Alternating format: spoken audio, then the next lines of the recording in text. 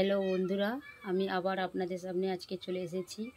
আজকের আমাদের কি মেনু হবে সেটা আপনাদেরকে দেখাচ্ছি। আজকের আমাদের হবে টক ডাল। টক ডাল কিভাবে করব সেটা আমি আপনাদেরকে দেখাচ্ছি।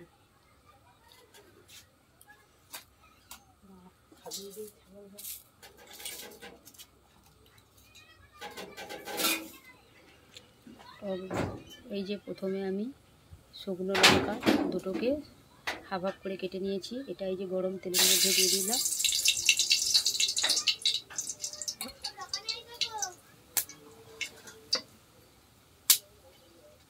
তারপরে এর মধ্যে 5 ফোঁড়ন দিয়ে দেবো। 5 ফোঁড়ন দিয়ে দিলাম।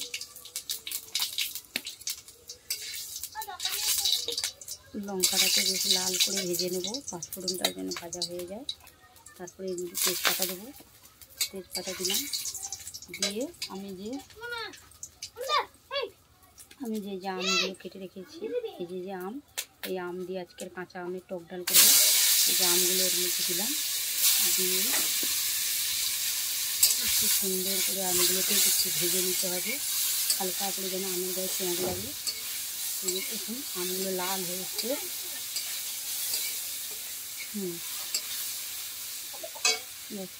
তারপরে আমি যে ডাল সিদ্ধ করে রেখেছি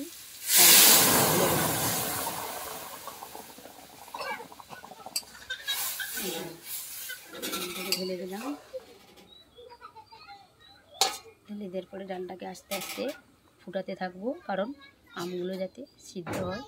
আপনারা দেখতে থাকুন, আমার ডালটা ফুটছে। তারপরে এর মধ্যে এই যে হালকা করে লবণ দিয়ে দেবো, পরিমাণ মতন লবণ দিয়ে দিলাম।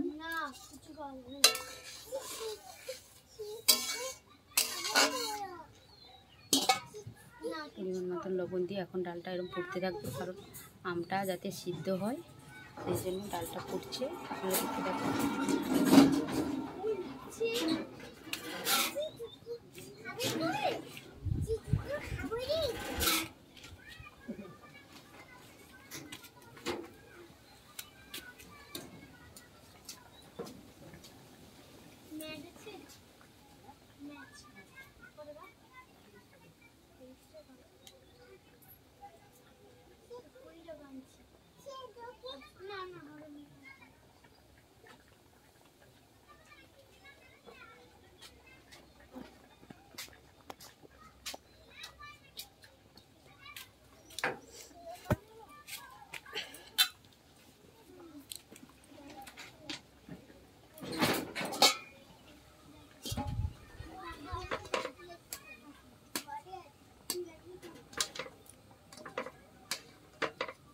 এই যে আমটাকে আমি একটু ডালের মধ্যে ঘেটে দিচ্ছি, কারণ যাতে ডালটা টক টক লাগে, কারণ এই গরম পড়েছে, এর মধ্যে একটু টক ডালই মুখে ভালো লাগবে।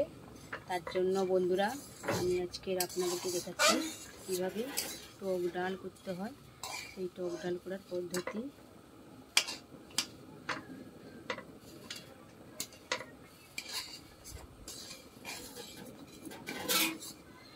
ডালটা ফুটছে, দেখুন কীভাবে ডালটা কত সুন্দর। হলুদটা কিন্তু পরিমাণ মতন দিতে হবে, নাহলে এত সুন্দর ডালের কালার আসবে না। আপনাদেরকে মনে রাখতে হবে যে হলুদটা যখন সিদ্ধ জল গরম হয়ে যাবে তখন হালকা করে হলুদ দিয়ে দিতে হবে। দিলে ডালের এই সুন্দর এই যে ফেমাসটা এই যে চলে আসবে আপনাদের সামনে। আপনাদেরকে ভুলেও টক ডালে, আম ডাল বা টক ডাল করো যাই করো না কেন, ভুলেও বন্ধুরা পেঁয়াজ দেবে না। পেঁয়াজ দিলে ততটা ডালটার মধ্যে স্বাদ থাকবে না।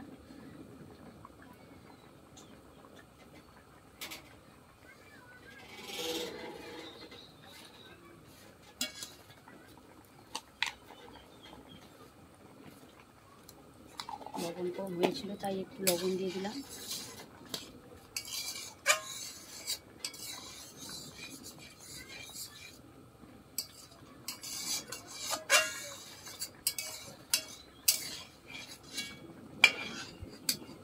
আমটা সিদ্ধ হয়ে গেছে, একটু ভেজে নিয়েছিলাম বলে আমটা খুব তাড়াতাড়ি সিদ্ধ হয়ে গেছে। হালকা করার মধ্যে নাড়ার জন্য আমটা সিদ্ধ হয়ে গেছিলো।